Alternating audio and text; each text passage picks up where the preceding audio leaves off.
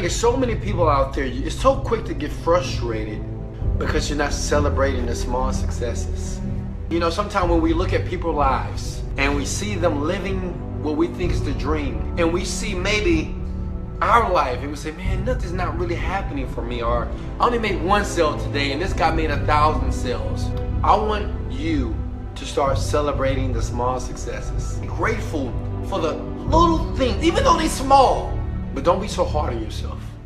Your attitude is important when you're going down the journey to making millions of dollars. Celebrate your success right now, because when you start to celebrate your success, I'm telling you, the huge things are ready to be presented to you.